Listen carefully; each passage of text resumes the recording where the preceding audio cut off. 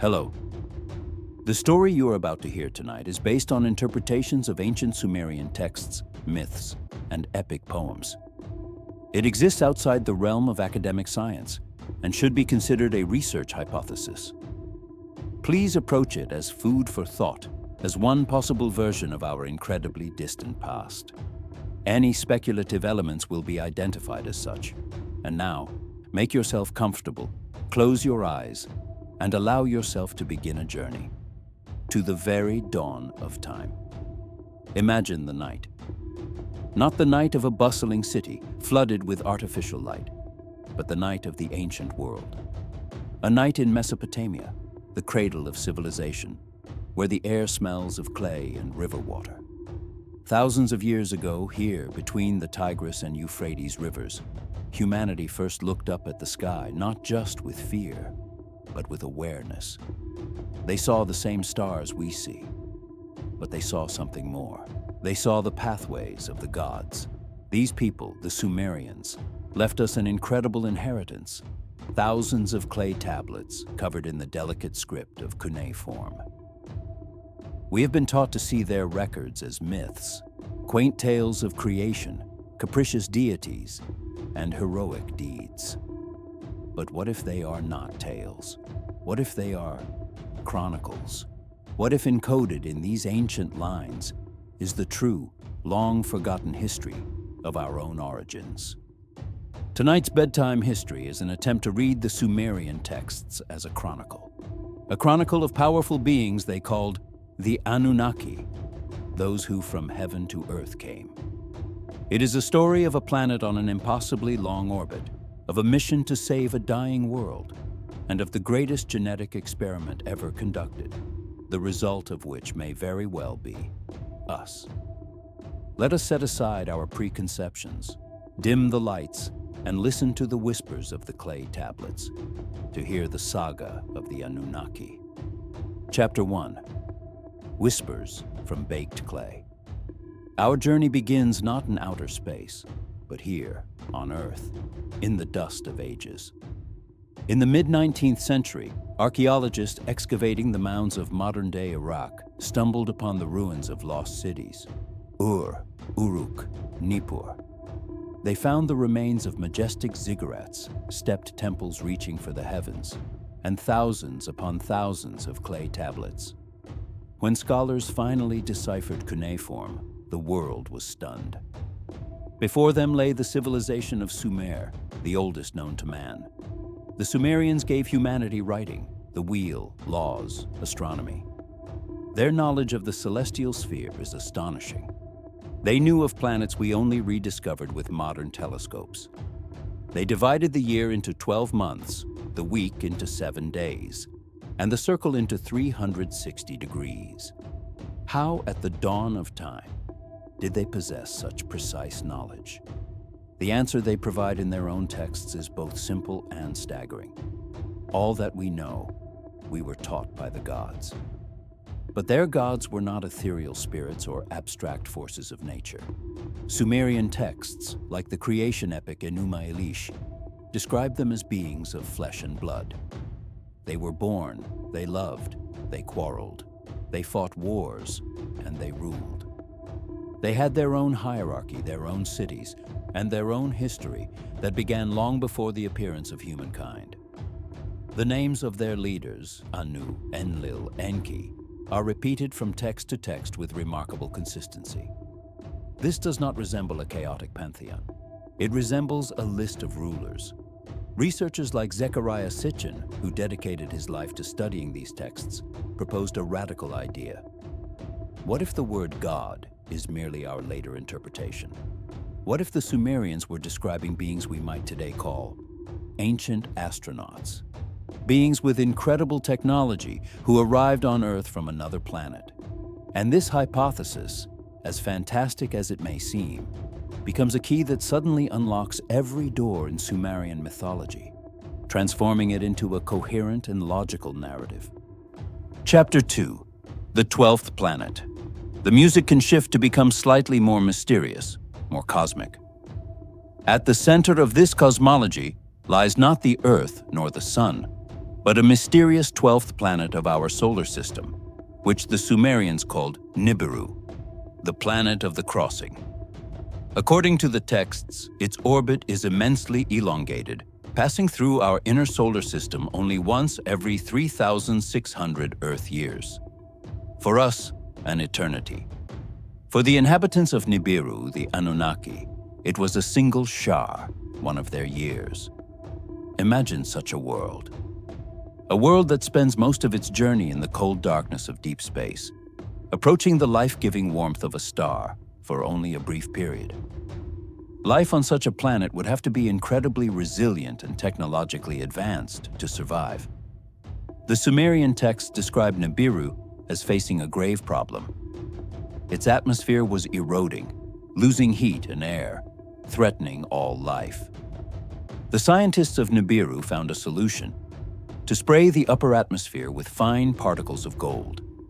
This golden shield could reflect heat and light, saving their world. But gold was scarce on Nibiru.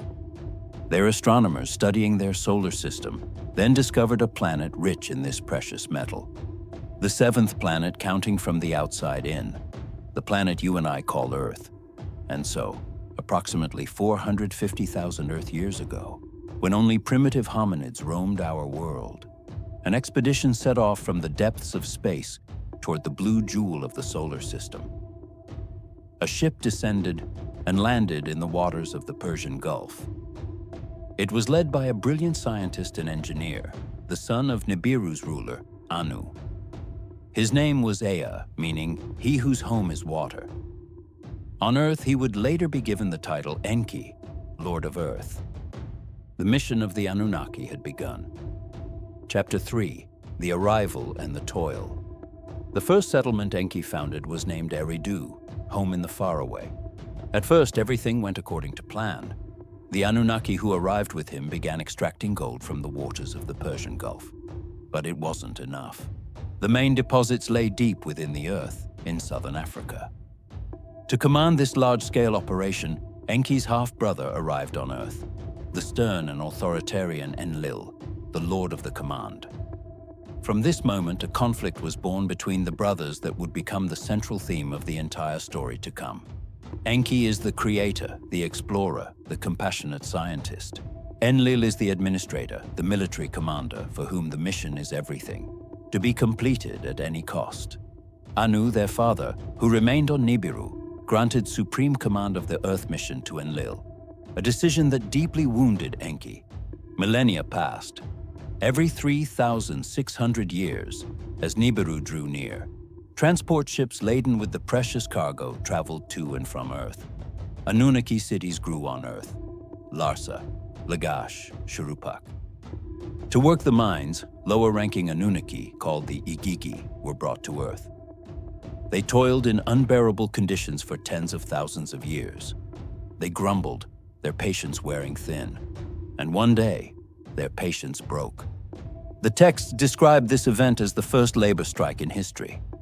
The Igigi burned their tools and surrounded Enlil's dwelling, demanding to be freed from their servitude. Enlil was furious and wanted to punish the rebels severely. But the Council of Anunnaki elders understood that the entire mission was in jeopardy. And so, at this council, Enki came forward with a proposal that would forever change the destiny of Earth and the Anunnaki themselves. He said, "Let us not punish them. Let us create a helper. Let us fashion a primitive worker to bear the toil for them."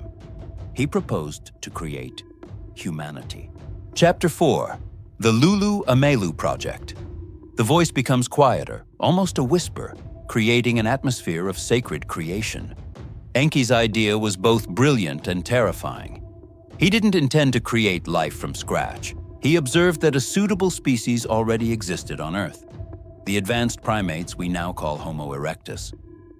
Enki's plan was to take the genetic material of these beings and upgrade it by adding a portion of the Anunnaki's own DNA. To perform what we would today call an act of genetic engineering. He was assisted in this process by Ninhursag, the chief medical officer and geneticist of the expedition. The Sumerian texts describe this process not in scientific terms, but in metaphors accessible to ancient people. They speak of the clay of the earth being mixed with the essence of the gods, with their blood. They describe the use of purifying baths and the participation of birth goddesses who acted as surrogate mothers. After many trials and errors, the first being was brought into existence. They called it the Lulu Amelu, the primitive worker. In another text, it is called Adamu, one of earth. This being was a hybrid. It was stronger and more durable than the primitive hominids, yet intelligent enough to understand commands and learn tasks. However, to control their population, the Anunnaki made them sterile, unable to reproduce on their own.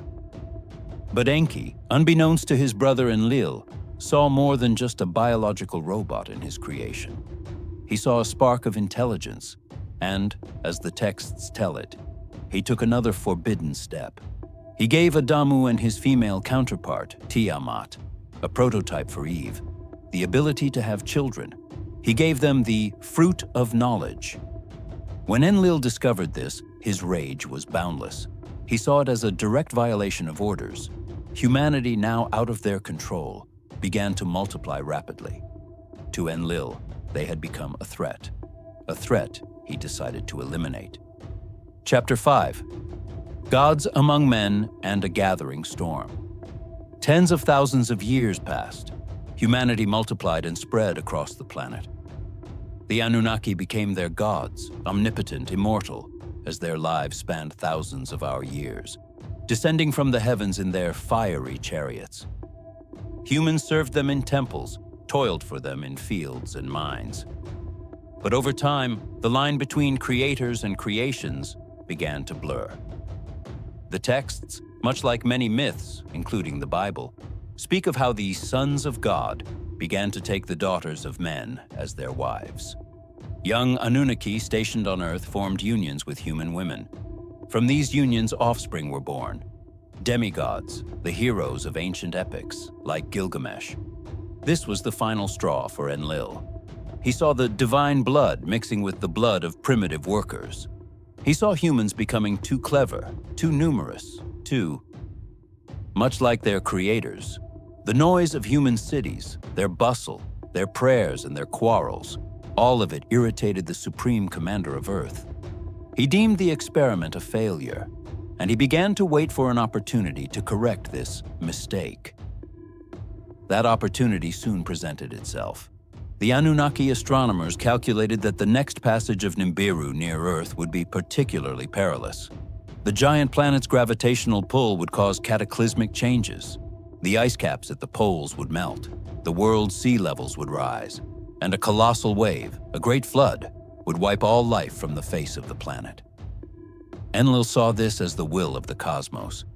He convened the Anunnaki Council and made them all swear an oath to not warn humanity of the coming disaster, to let them perish.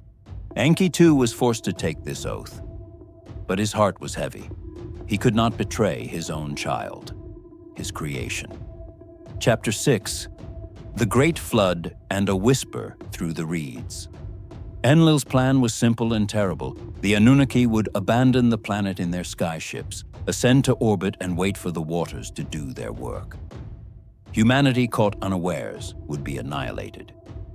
Enki was bound by his oath. He could not speak to a human directly. So he devised a clever trick. He found a man loyal to him, a righteous man named Ziusudra, known in other versions as Utnapishtim, who was the king of the city of Shurupak. Enki went to the reed hut where Ziusudra slept. He did not speak to the man, but instead began speaking to the wall of the hut, knowing the king would hear everything. Reed wall, listen to me, he whispered. Tear down your house and build a boat. Forsake your possessions and save your life.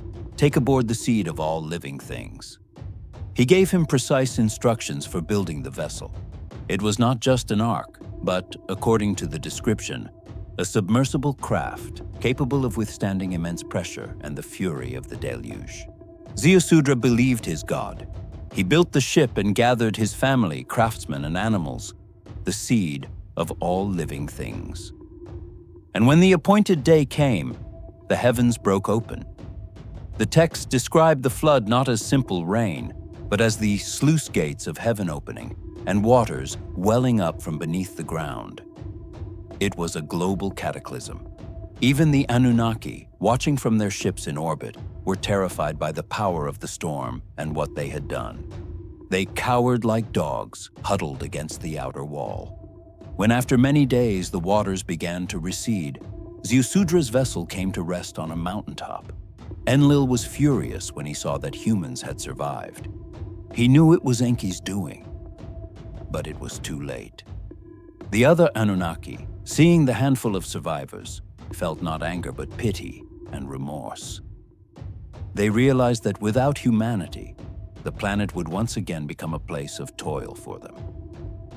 Enlil was forced to relent. He blessed Ziusudra and his descendants, allowing humanity to begin anew. Chapter 7. The Legacy and the Promise of Return. After the flood, the Anunnaki strategy changed. They realized it was easier to rule humanity than to destroy it. They gave humans new knowledge, agriculture, animal husbandry, the foundations of law and government. They divided the land among different peoples and appointed kings to rule over them, intermediaries between the gods and men. Kingship, as the Sumerians said, was lowered from heaven. Civilization was reborn, but the Anunnaki themselves began to appear less and less among the people. They ruled from their sacred cities, from their ziggurat temples, which may have been not just places of worship, but also spaceports. In time, as the gold mining mission was largely complete, many of them left Earth, returning to Nibiru. They left behind governors, passed on a portion of their knowledge to priests and kings, and left behind legends. Legends that, over time, faded into myths. They departed. But did they promise to return? Many texts and prophecies speak of a day when the gods will descend from the heavens once more. A day when the planet of the crossing will again appear in our sky. And so, our bedtime story comes to a close. We have journeyed from clay tablets found in the sands of Iraq to a grand cosmic saga about our alleged creators. We have seen how the story of two rival brothers, Enki and Enlil, may have determined the fate of all humankind. How a workers' rebellion in distant mines could have led to our very existence.